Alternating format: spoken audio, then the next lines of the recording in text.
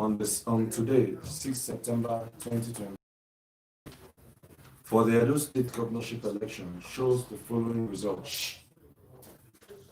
The candidates, I'll call the name of the party, the candidates, and then the total number of votes together with percentage.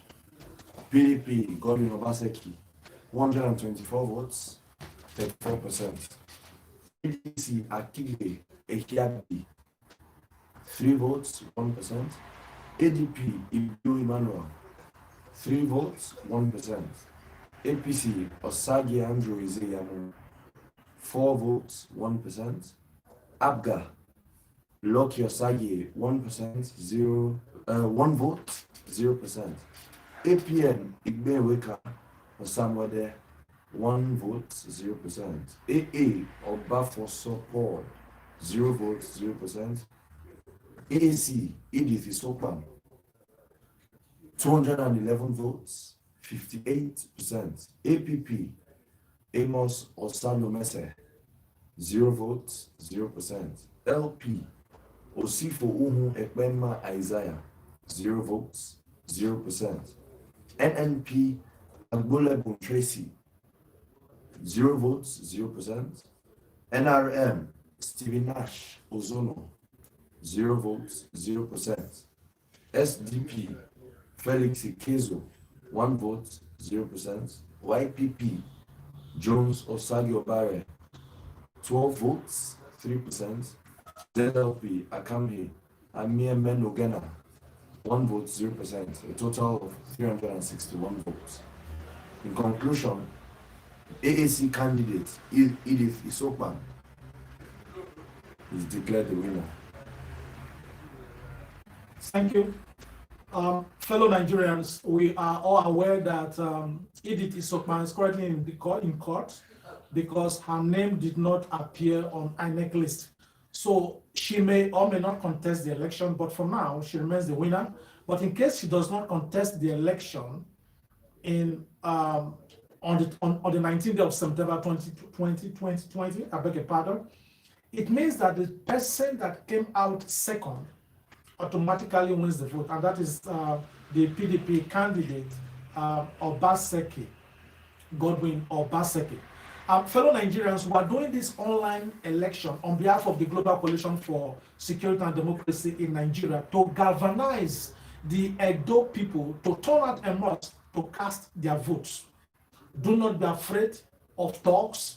Do not sell your votes. Do not be complacent about it. You just sit at home, because if you do that, they will choose rulers for you, not leaders. We are doing this, and we believe that the actual election will take this pattern.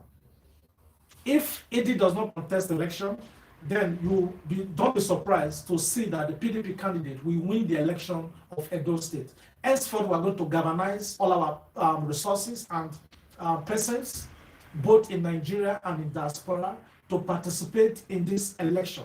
So we anticipate that you are seeing the election that will take place on the 19th of September. You are seeing part of it already.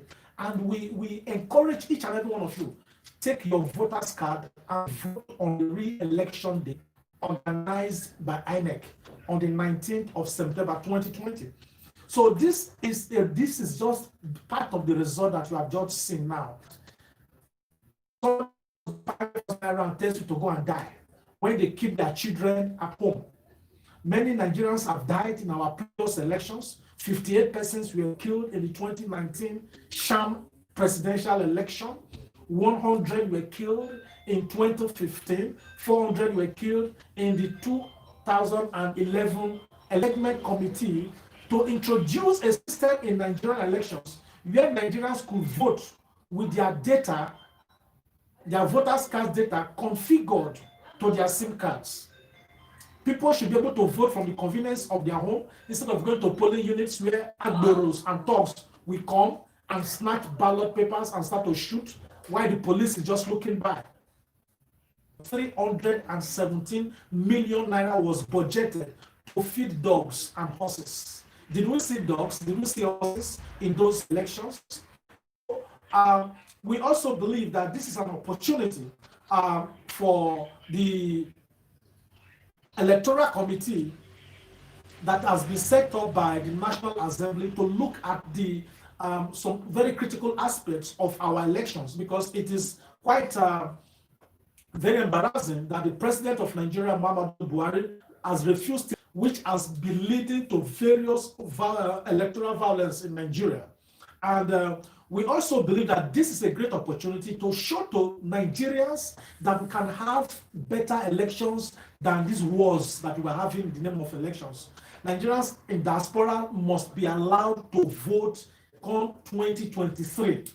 The Senate simply need to amend Section 13, Section C of the Electoral Act of 2006, Section 77, subsection 2, and Section 117, subsection 20, so that Nigerians in diaspora should be able to vote.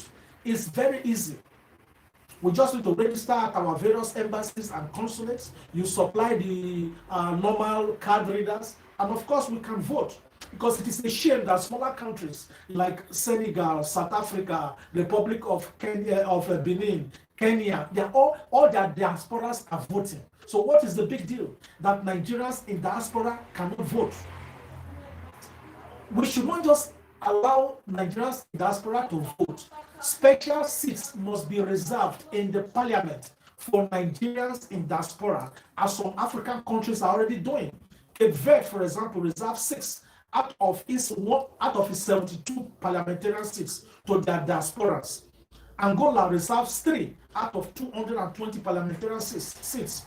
Algeria reserves 8 out of its 389 parliamentarian seats. These are all African countries. So we call on INEC to quickly embark on better voters' education by asking the Ministry of Information to cooperate with the national orientation agencies. Let us see some vehicles talking to voters on the streets.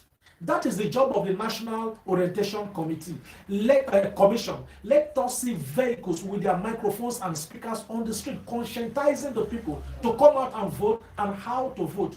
Practical voters' education. It is not enough that many people will register and very few will just come to vote because of voters' apathy. So a lot of conscientization has to be done, and that is what we call on INEC and the Ministry of Information to do now in conjunction with the National Orientation Agency. Our next election poll is going to be that of Ondo State governorship election. But we are going to organize this same poll again on the 27th of September 2020 for Ondo State governorship election. And the time will be 4 p.m. Nigerian time through our website, gcsdn.org,